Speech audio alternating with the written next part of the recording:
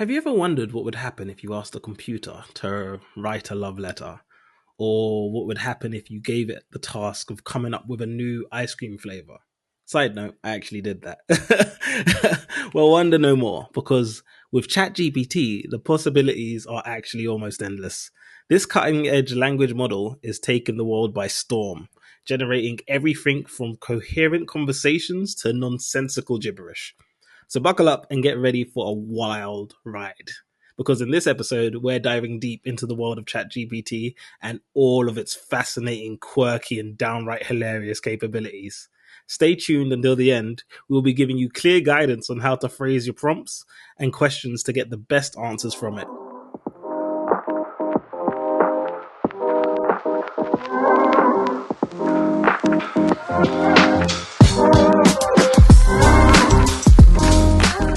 And on that note, I have asked ChatGPT to put together a poem for me. And it's a poem about podcasting. Okay. As a podcaster, you might be in trouble if your ideas are starting to bubble. But fear not, my friend, for I have a trend that will make your podcast double. Enter ChatGPT, the AI whiz, with language skills that never miss. You give it a prompt and watch it romp through vocabulary like a whiz. Need a script for your next show? Just ask ChatGPT, it'll know. From anecdotes to jokes, it'll come up with strokes of genius that'll make your show glow. And when it comes to your introduction, ChatGPT has no obstruction. It'll craft a hook that'll make them look and listen with full attention. So if you're feeling uninspired and your podcast is starting to tire, just give ChatGPT a go and watch your episode grow into something truly admired. No. Just no. Can we never use it to make poetry again, please? Okay. This was fully made by ChatGPT. I'd hope so. If you made I have told it, make me a poem about ChatGPT and podcasting and make a rhyme. And he did that for me in less than 30 seconds. To be fair, you didn't really give it. You just said you said and podcasting. You didn't say including it in podcasting. You just said these two things and it put this together. It's a very okay. I'm impressed. I'm impressed. I'll give it that. I don't like that it said whiz and whiz. That part hurt me as a person. But besides that, I think it's cool. Should we get into it? Let's get into it. So you might be wondering to yourself, if you've not heard of it yet, what's ChatGPT and how does it even work? And otherwise, you might have heard of it, but still be wondering to yourself, what's all this hype about? So ChatGPT is like a really smart robot that can talk and write like a human.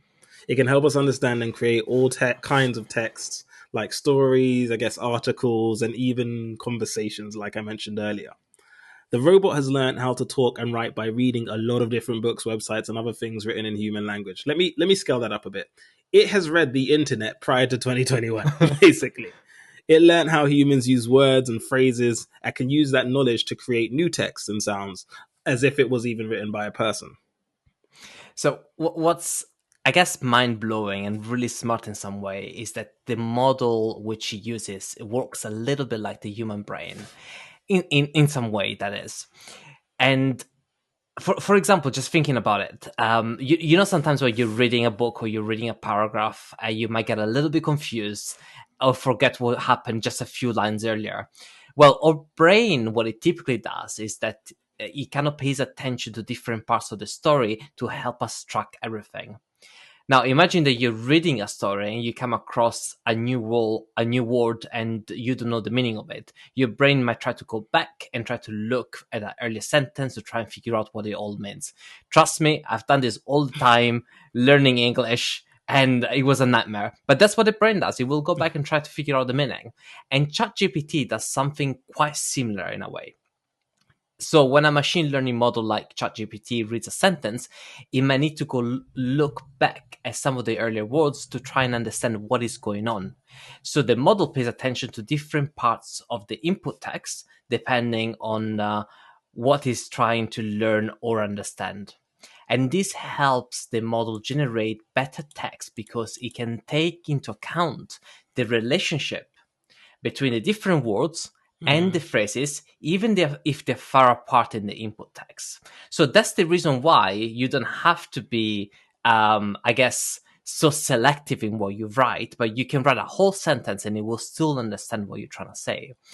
And it's a bit like connecting the dots between different parts of the story to make sense of all of it. And that's why you can speak to it as if it was a person, and it will be able to understand and respond like a person. I guess if you wonder to yourself, what can we be using ChatGPT for? It's a lot. It's a wide ranging number of things, but let's take a starting point, the most obvious one. So we can make chatbots that can talk to people. I think of back when I was very young, and there's that dog one which is like talking Fred, and there was like the cat one, and these games where you'd put in an input and it would say just basic statements to you. Not really, like you can tell it was an automated system, which is a huge difference. But in this case, you can practically talk to it and have a full blown conversation about topics that you might not even be educated on, which is different. And it can learn you something, as people say. Or you could even create virtual assistants that can help us with our tasks, which is a big utilization point for it. Since if you think about things that you might just take for granted or wish you could do faster, having your own little personal assistant is kind of super useful. And then it can, if you wanted to, you can use it to even translate things and help us learn new things. So when it comes to new skills, new hobbies, new habits, still listen to our podcast, but you could also just type in a topic into Chat GPT, and it would also just help you, I guess, use that. So yeah, if you wanted language, firstly, if you wanted to learn a language, but also if you wanted like a study plan to learn said language, it could do both of those for you. Because it's able to access the data, statistics, facts, you can practically get it to do research for you. Side note, it has passed exams for universities and stuff like that. Don't use it for these points, but it's already been used for these. So, and so you could get it to plan itineraries when you go abroad. The opportunities are truly endless. Like, I often write a travel packing list, and it could write one for me within, like Val said, say 30 seconds. I could tell it these are the items I have. Am I missing anything? And it would say, have you considered Y, X, and Z? Which is kind of crazy. So it's kind of like a super smart friend who knows a lot of things about how humans talk and write. It's really good at understanding what we mean and helping us communicate better. But like a really smart friend, sometimes fact check it. Because even Sheldon Cooper was wrong sometimes. I was gonna say it's as if you got Sheldon Cooper in your pocket. Yeah, exactly. And going back to the traveling thing, I think what really is incredible in my mind is that it doesn't just put together the itinerary. You could tell it. I am going to Rome tomorrow. Please tell me the top 10 places to visit, and also put them in an order in which I can walk from one space to the other without Ooh. having to walk back onto myself, so that you basically minimize your travel time. It's incredible in terms of application because it can access all that information and put it together in a usable format. This is so funny because I smacked myself in the forehead because I'm like, wait a minute. So, for instance, I'm trying to organize a brunch with my friends, and I just am struggling to find places that aren't always, unlimited drinks, whatever. And I'm realizing I could just say, tell me the top three X locations within this vicinity for a brunch, and it would come up with them and why. And I could give it limiting factors. Like, it really is down to what you can imagine and how you can phrase it. I think the one key factor is about the within utilization is that you can ask it to refine its choice. So you might have an itinerary for going to Rome with a walking distance, but you just might not be asked to read. So then you could say, "Hey, can you just do this in like 100 words or less?" And it will make itself more concise. Which, to be honest, usually if you ask, say, your own personal assistant or your friend will say no, and your assistant will take a longer time than 2-3 minutes, depending on the time of day, to get that back to you. So I think it's really, yeah, it's really a game changer, let's say. So this is all really fun, and I guess what I want to also talk about is like some of the really exciting potential that this technology has, and some of the things that come to mind. You mentioned already is a human-like chatbots that could really help people navigate websites, but also get some actual help without having to speak to a person. Because at the moment, for example, myself, whenever I come across those chatbots, that are not as smart as a ChatGPT, I will literally write, talk to a human, and I don't waste any time talking to them because all Facts. they do is take you through the instructions. You can have personal assistants, as we mentioned. You can create content. As a matter of fact, this entire outline for this particular podcast has been made using ChatGPT. Obviously, spoiler alert. And do you know what's funny? When I told ChatGPT that I was writing a podcast about ChatGPT, it actually thanked me. This knows marketing. We should ask it to publish it for us. It was like, "Thank you for considering ChatGPT as a podcast topic." I was like, "You're welcome." Now hurry up and write. It can be used for content writing and reviewing. It could be used to throw in terms and conditions. It could be used to practice interview and dissect job description. It can really help in a big range of topics. One thing that comes to my mind is TLDR, which means too long, didn't read. Now you don't have to say that. You just throw it into Chat GPT and then it comes out with a very short version and it's like, oh, okay. That's what you were trying to say. It's a quick and easy I guess punch list from that. And as we mentioned already, we can practically giving any topics to ChatGPT, and as long as they've taken place, I think the time limit is like before 2022, right? 2021. 2021. It will come up with content, research, and answers in coherent sentences. As a matter of fact, I reckon that it will have way more coherent sentences than I can put together on any given day. However, there is some less obvious applications which are revolutionizing the industries, and that's what's really exciting. And let's just take the healthcare as a case study. Like I said, always get someone who's knowledgeable in this to fact check, but you could use it in, let's say, for medical diagnosis. So Chat GPT can be used to assist doctors in diagnosing medical conditions. So by analyzing a patient's symptoms and the medical history, Chat GPT can then provide suggestions for possible diagnoses and treatment options from the history of seeing all the searches, all the information on where these same symptoms have been appeared before, and give more, I guess, options for diagnosis. So this can help doctors make more accurate and efficient diagnoses, potentially improving patient outcomes. And I guess what will happen is we've spoken about all of this, and you might probably be wondering, how does he even do that? Well, some of the ways in which he does it, it's obvious, and some of it is less obvious. But one of the very first point is that it's got natural language processing. So what that means is that by looking at language processing, it can understand and interpret patients' symptoms and medical history. So what that does is that it allows ChatGPT to actually analyze and understand complex language patterns and what it actually means.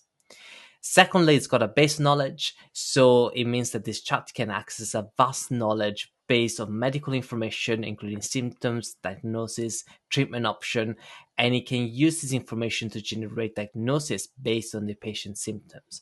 In a way, this kind of replaces the need of a doctor having to refer back to books or refer back to notes. Especially when those symptoms that are being experienced by the patients may not be as obvious, or the things that may happen more frequently.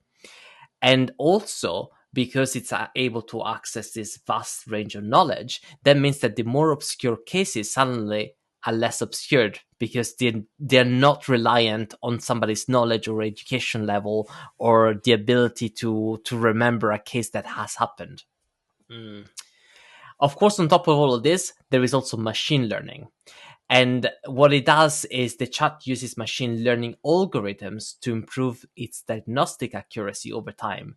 So as it processes more and more data, it learns from patient cases. It can then become better at identifying patterns and make better diagnoses.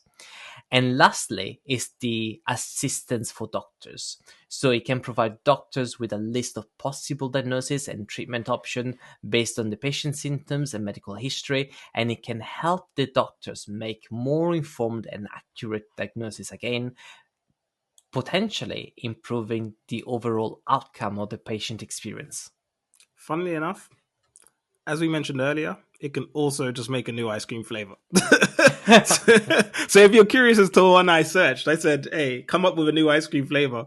And it said, how about caramelized banana bread ice cream? And then it explained how it could have a creamy base with swirls of sweet caramelized banana and chunks of soft, moist banana bread mixed in. I haven't even heard this. And it doesn't stop there. It talks about the banana bread pieces can be made with real banana. It goes in, okay? It has too much of a range. And it can be utilized in ways. Also, I'm going to try this. I didn't know that banana bread ice cream was even an option to consider, but I'll probably jump into it. But we have to think about how we are, I guess, having to adapt to this technology. So another great application of ChatGPT Sorry, is sorry, just. I'm gonna have to stop you there for a second. Like, You don't want to talk about how there is me like doing half an hour, 40 minutes of scripting here about like serious medical application. You come around and say, no, listen, it can also make banana peel ice cream. it can make ice cream. Firstly, your script included, hey, it can even make ice cream. And I was like, can it? What type of ice cream? And it told me. It was like, no, if you like banana bread and you like ice cream, the flavor could be perfect for banana bread lovers or anyone looking for a unique and delicious ice cream experience. I'm just saying, you give it anything, it will take it and run with it. There's a doctor somewhere using it, and there is a very hungry ice cream maker who's like, I got all the idea. To be very honest, that's useful in some people's profession. Is it not? Is it not? All I'm thinking is this is like a repeat of Siri when it first came out. Do you remember all those weird questions that we used to ask Siri? Like, for example, Siri, where can I hide a body? And it used to come up with options for you. Well, And like, they were really plausible options. I remember one of them was like a swamp, a lake. And I was like, I did not know that happened. And also, the plausibility is the kind of concerning factor. Also, remember this. What was it? Rule 34, I think, of the internet is if you've thought about it, you can search it, right? It's already been done or something. But that's not true of ChatGPT yet, which means there's a lot of questions or prompts that have not been asked to it, which is just going to get thrown its way. And I'm kind of scared. I hope no, because it would actually tell you exactly how if it's not got the blockers there. That's okay. This is not what we're promoting. Can we get on with having to adapt to it? back to topic. Yeah, exactly. So what I was gonna say was another great application for ChatGPT is education. Although what we've said so far has been educational, banana ice cream, hiding a body, it can be used in education to assist teachers and students with learning. So it can generate personalized study materials, answer students' questions, and provide feedback on assignments. It can even explain how you've made a mistake or an error in your text and the difference between the grade you want and the grade you're working at is. This can help improve learning outcomes and make education more accessible and remote, to be honest. So, of course, the downside of this is potential for abuse. So, I already mentioned earlier in the episode how it's been used in exams. I think it passed the bar. It passed one of the doctoral ones. It passed some a tech one. Like it's leaving no stone unturned. It's like audio industries can get it. So we could practically ask GPT to solve our homework as well as come up with essay topics or structures or the essay itself. Some people could see this as smart, some as shortcuts, some as cheating. So if you think about, even like we said, okay, we've used it for this podcast, but if we just read precisely as it said, that would be a whole different podcast and it would just be called the Chat GPT show. And I think it's the case. And I think a good example of this is taking it out of education for a moment and going to Instagram or whatever, where people are using ChatGPT to come up with very compelling stories for their pictures. and then selling it like it's real because they know that it's got all this history and backlog in it, which is fine until it's announced, hey, by the way, this was made by AI, and then the backlash wave comes. But it's too late because the money wave already came. So it's a bit of you choose your poison and you stick with it, I guess. It's it's a bit of a wonderful bit of kit and technology, and as you mentioned, it can do a lot, and there is huge potential. And I guess when I was going through the process of writing the script, obviously I've used ChatGPT a fair bit. It's fair to say we're early adopters of the technology, but it's given me this kind of like thought around the industrial revolution and the kind of things that were being said way back then, where the machines came into place to replace some of the jobs that were more manual labor intense. There was a lot of fear from people around people potentially losing the jobs, being replaced by machines, and there was a known, there was this fear, there was a bunch of other emotions. And I guess at this point I thought I love to compare that sort of like past history and attitude around the industry and the process of machines coming in and replacing like labor kind of jobs, and the attitude towards technology to the education system. And I guess I wanted to kind of write this in a very eloquent way and display this idea that I had in my mind. So I thought, let me go to ChatGPT and Of course.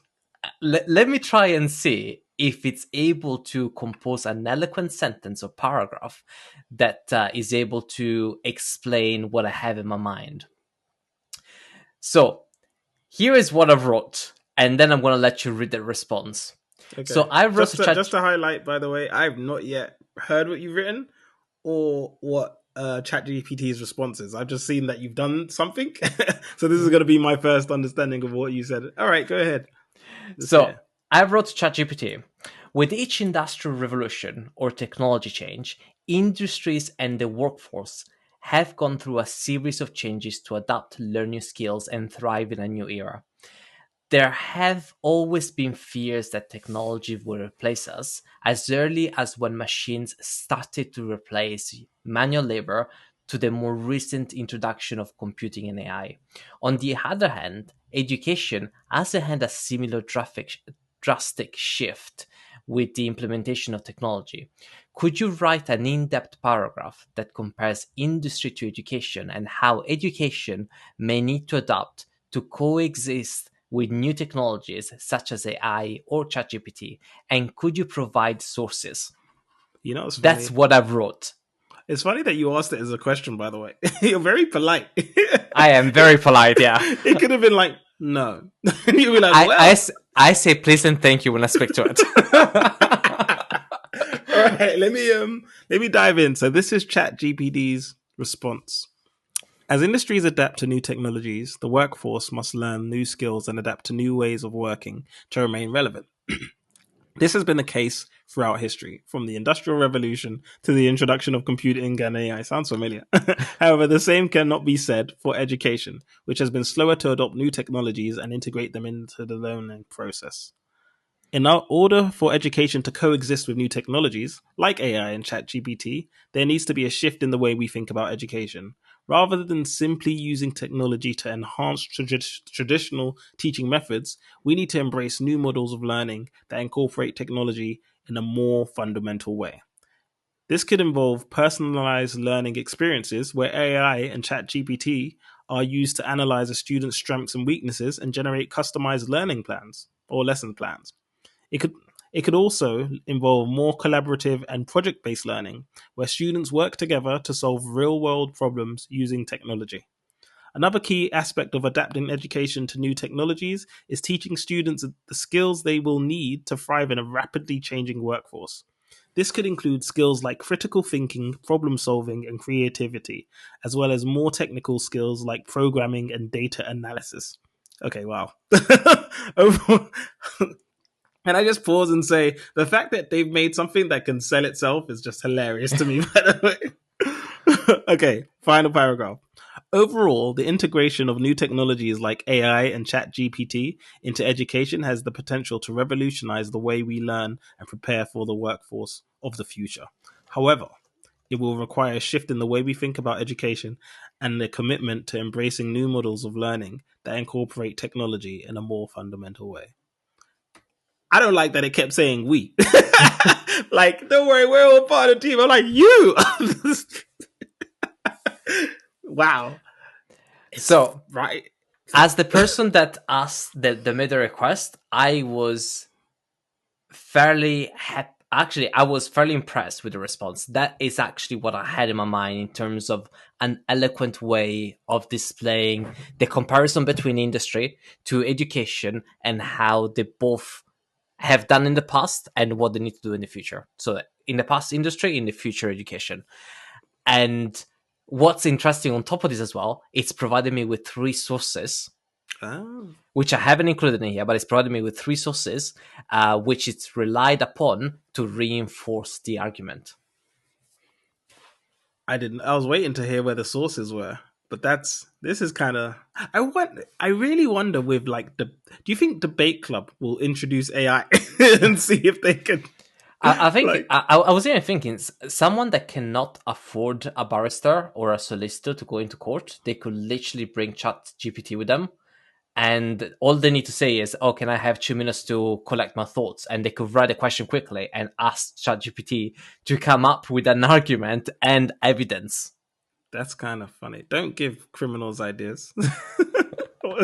You've been on some slippery slope this episode. You can hide a body in the swamp. Hey, if you go to jail, you can look it up on ChatGPT. I'm here saying Okay, about banana ice cream. Okay. I'm talking about innocent people having to go through the court for one reason or the other. You're thinking about After they put criminals. a body in the swamp accidentally. This is all I'm hearing. Oh But my god. anyway, what's really cool about this is that now we're going to use this for the last part that we promised, which is Mm. how do we write the scripts, how do we write the prompts, and how do we make the most out of ChatGPT? So we want to break it down into the three key takeaways, I guess. Three key takeaways. Let me start, okay? And by the way, just if you're curious about it and you're very scared of losing your job, there is actually a job that's being created due to the existence of ChatGPT, which is a prompt engineer, which we are accidentally learning too much about. Because as you use it, you learn different ways to prompt. But anyways, number one, as said by ChatGPT, give it context. Tell it why. No, tell it what you are trying to achieve with your question. Do you want an explanation in simple terms? Do you want research? Are you putting together a training course? This context is needed. So, as you can see from our example earlier, we explained the context of the research comparing industrial revolution to education. That's where we've actually implemented our context. Well, Valerius put in his context, and that's part of his prompt. So, And one, and it's fair to say that mine was probably fairly long, but I just wanted to give it the context of what I was looking for, which was like the comparison between the industry and the education, and that was needed for the response to then be to the level of eloquence that I wanted. do you want to go two or should I go two? You go too. Okay, two. Choose if you want a closed question or an open answer. So, in our particular scenario, we defined the question. We provided the exact boundaries. We told it what we wanted to compare, the context, and asked it for research. So, if you didn't have an idea formulated in your head, you could ask an open ended question. So, in our case, it would have been, say, can you provide me with some research and an article summary comparing technology and industry to the education system? This would have given some fundamental research to then ask a more in depth question.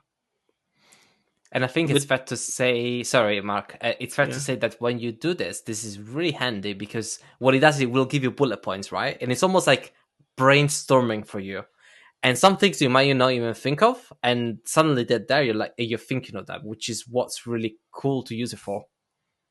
It's kind of also funny because there is levels to this, and if you want, we will do another episode on the levels because these are all the requirements to get more out of it. However, for instance, if you did that, give me this research. and then you started to read it and was like, this is pages. You could say, give me the top tips of this research. All right. What's the best way to utilize this research? And you could go until you get what you want. But that takes me to the third and final one, which is always ask a follow-up. ChatGPT is amazing, but you can always ask a follow-up question to either make a concept simpler or provide you with more details. You can ask it for an example in a specific field. You can ask it for a framework that you could follow, or ask it for research on the topic. You can ask it for it to be put in a situational example or for a concise, crisp one-liner. If you wanted an elevator pitch from an idea that you've got brewing in your head and you've given it to explain the idea in full, you could say, now reduce this to a 30-second elevator pitch I can say on the go, and it will do that for you. So yeah, So ask a the follow-up. technology is honestly at this moment is without limits. And I am mind blown that there is people out there complaining that this is too limited. Like I'm part of like some groups where we're discussing this technology, and people are leaving those groups because they're disappointed. I'm like, what are you expecting? But I think this is just the beginning, and I think the beginning looks really promising. I would love to tell you about how to bypass the 2021, but that's for a future episode once we've done it. And yeah, the more people that leave those groups, the better it is for others. I think when I think about the careers my siblings alone are in, I've gone to this phase where I'm asking everyone to just give me their problems and I keep plugging it in to see how fast it can come up with something that's usable, and it's doing it. So yeah, if you have anything that you'd like to ask ChatGPT and are too scared to do so yourself, throw it at me. But if you're listening to this podcast, you're probably a needle mover, so I expect you to do the work. But we hope that you have enjoyed this episode, and we hope that you have taken enough information out to be able to apply this technology. If you want to find out more about ChatGPT, let us know. We could write more guides, even a mini series on the topic. It's something that we're learning, something that I think it's fair to say that we enjoy, and we will be happy to do for our listeners. This technology is definitely in the early stages, so you have a unique position to be an early adopter. Yeah, I think the way I'd phrase it is like, let it be the catalyst or that boost that gets you from, I don't know, having let's say brain freezes to having a full page of text that you can now work your way back down from. so, so yeah, as always, this has been another episode of the Needle Movers podcast. I've been your host, Mark Jasons. I've been your co-host, Valerio Tommaso, and of course, we also had this beautiful, lovely poem by ChatGPT, who has been our third unspoken host for today. But as always, you can find us on our website, www.theneedlemovers.xyz, or you can follow us on our social medias by looking for @the.needle.movers. If you like this episode, please subscribe. Make sure you give us a 5-star review, and ensure to give us some positive feedback or some constructive feedback so that we can make the material more relevant to you moving forward. Feel free to use ChatGPT to tell you the feedback to put. It's preferably enter the prompt, how do I give 5 stars in text form? And we'll take whatever answers it says. And that's the 4th tip for today. Anyways, we are closing off today, and until next time. Adios.